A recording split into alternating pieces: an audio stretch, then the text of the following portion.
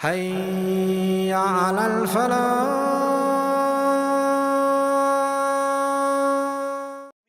You don't think twice about it. This is worthless stuff. And that's why in the Quran, things that blow with the wind are considered worthless, like haba. And other images in the Quran, when things blow in the wind, they're actually considered weightless and worthless. And one of the scariest descriptions of Judgment Day is some people, their deeds will be scattered like dust or ashes. فَجَعَلْنَاهُ هَبَاءً مَنْثُورًا, Allah describes. So we seek Allah's refuge from our deeds being turned into scattered dust on Judgment Day and not having any weight.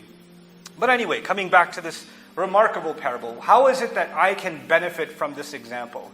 Other than just saying, well, Allah gives life and then we die. The plant grows and then the plant dies. Great, now what?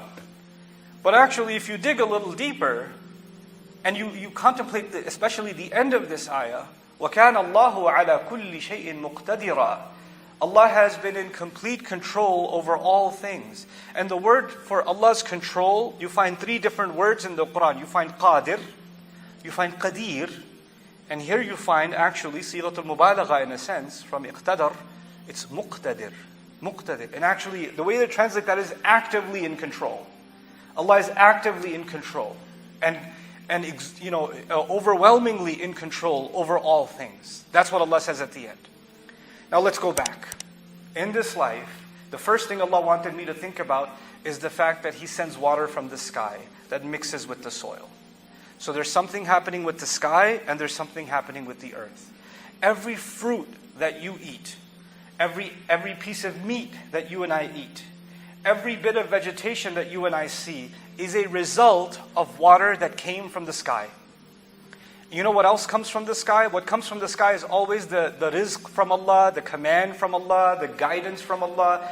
Everything that Allah gives us that is purposeful comes from the sky. The angels come from the sky with a mission. The angels that are here go up and report to the sky and they come back from the sky. Laylatul Qadr, the angels are descending. Tanazzalul malaika war-ruhu fiha.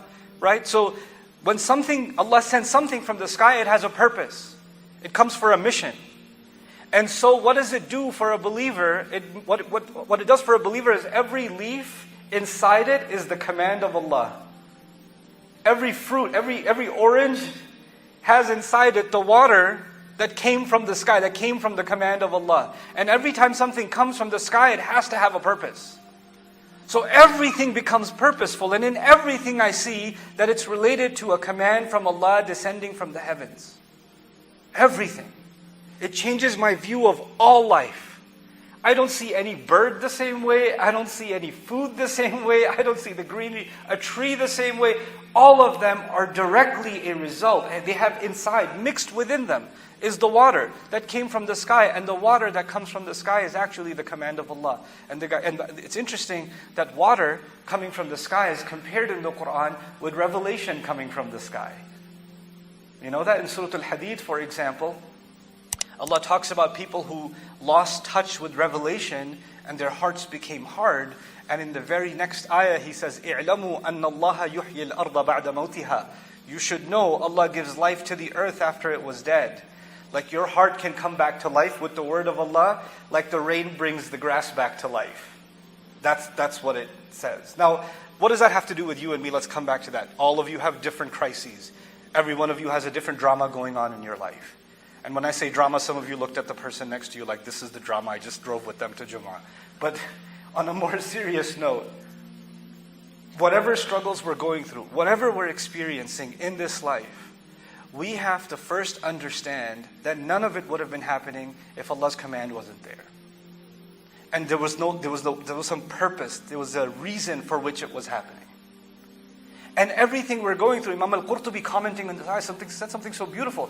Why did Allah make me focus so much on water? Because water doesn't stay in the same place. Water mixes with other things. Water is constantly moving and changing. And if you try to keep water in the same place, it goes bad.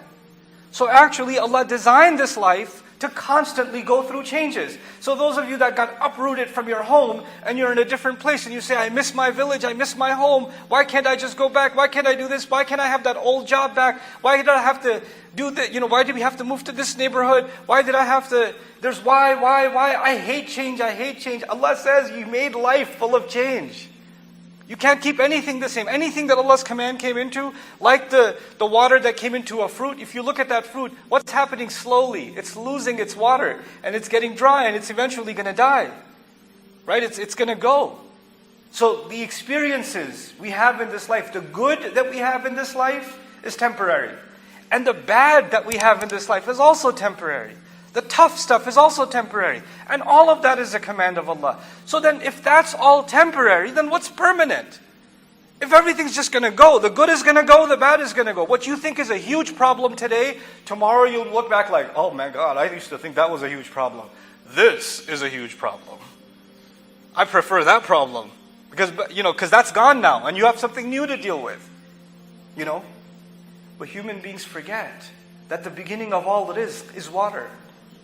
And what did Allah mention in the first part? He mentioned water. And what did He mention at the end? Completely dried up, right? The lack of water. So you know what? There's something in between. In between is the greenery, is the good things in life. It's the ups and downs of life. It's the changes in life. But you know what? It becomes easier to deal with that stuff when you go back and you realize, well, you and I were just drops of water too. That's all we were. And eventually we're going to be reduced to nothing inside of the dirt.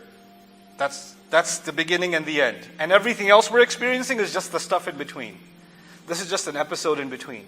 Or multiple episodes in between. And they will come to pass. They will go. These experiences will come and go. Nothing is permanent. What happens to some of us? Somebody sitting here had something bad happen to them, and they think about that every day. And they review it in their head every day. And they get sad about it every day. And they talk about it every day. And they remind others about it every day. They're stuck in it over and over and over again. You're stagnating. This is not how Allah meant life to be. You had a tough experience, yes. Nobody's denying it. But it's time for you to take today and not live in yesterday. You have to keep moving. Or you're rotting yourself. Because if you try to keep it the same and preserve, nothing stays preserved. No matter how bad you want the flower to live forever, the flower will wither. But you know what's incredible about those flowers that die on a tree? Every time one dries, another one grows in the next season. And this is the nature with which Allah made things, where one problem happens or something is taken away from you, Allah replaces it with something else. When one good thing starts getting weaker, another good thing comes in a different place, in a different form. And that's the nature with which Allah created life. فَاخْتَلَطَ بِهِ نَبَاتُ الْأَرْضِ فَأَصْبَحَ هَشِيمًا تَذْرُهُ الرِّيَاحِ. This ikhtilat, nabat al-ard, there's another dimension to it too. The visual image is that of leaves intertwined, grass blades intertwined, like our lives get intertwined, right? And you get caught up in like everyday things, little things, and you're thinking about them so much that they become such a huge deal to you. Like, oh my God, I was supposed to buy those new shoes for that wedding, because if I don't wear those new shoes, people are going to think I belong to a, third-rate society, and I don't fit in. And now that I don't have, and you're thinking about these stupid shoes for 8 hours.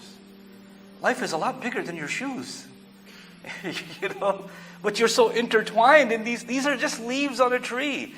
Leaves fall, and they go, and another leaf takes its place. It's okay. Life keeps moving forward. So it's these petty things that Allah removed my focus from. And He just gives me perspective that life is a lot bigger than that. So I leave you with this. Al-baqiyatu salihat. Then what is it that's going to actually last? You would think as-salihat al-baqiyat. But He actually says al-baqiyat as-salihat. Good things that you do every day, even the smallest things, those are the things that are actually going to last. So whether we have an easy life or a tough life, it is actually the good. If I can find some way of doing something good every day, something that wasn't about me, it was about someone else, it was for Allah, something, then I have lived a meaningful, purposeful life. And that's what water does. Water doesn't serve itself. Water serves everything else. And so if we have the command of Allah in us, the guidance of Allah in us, we're not just there to serve ourselves and our feelings. We're there to be of service to somebody else. May Allah Azza wa Jal give us that and give us a constant sense of purpose and of service to others.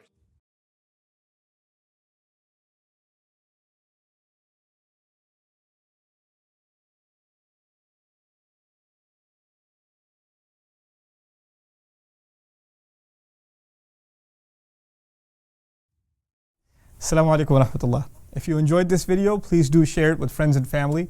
If you want to see more videos from this series, click on the box at the top. If you want to see other videos, click on the box at the bottom. And don't forget to hit the subscribe button. Thanks.